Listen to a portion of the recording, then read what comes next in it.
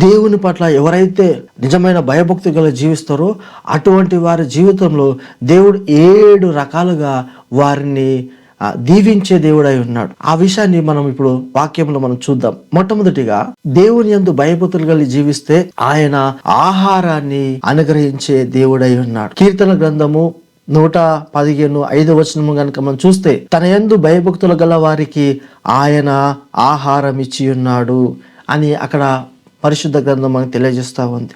అవును ప్రభునందు పిల్లారా, ఎవరైతే దేవుని పట్ల భయభక్తులు జీవిస్తారో వారికి దేవుడు అన్నపాన వస్త్రం అనుగ్రహించి వారిని పోషించే దేవుడై ఉన్నాడు. ప్రపంచవ్యాప్తంగా ఈనాడు ఆకలికి అలమటిస్తూ లక్షలాది మంది ప్రజలు సంవత్సరంలో ఎంతోమంది ఆకలితో అలమటిస్తూ చనిపోతున్నటువంటి ప్రజలు ఉన్నారు అని మనము న్యూస్ మీడియా ద్వారా, అదేవిధంగా హెల్త్ ఆర్గనైజేషన్ సంస్థ ద్వారా మనము అటువంటి నివేదికలు మనం చూస్తూ ఉన్నాం.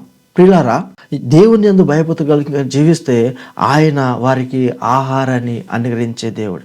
ఈ సంవత్సరము నిన్ను, నీ కుటుంబాన్ని, నీ పిల్లలను దేవుడు అద్భుతమైన రీతిగా ఆయన ఆహారంనిచ్చి పోషిస్తారని చెప్పేసి వాక్యంలో చూస్తూ ఉన్నాం.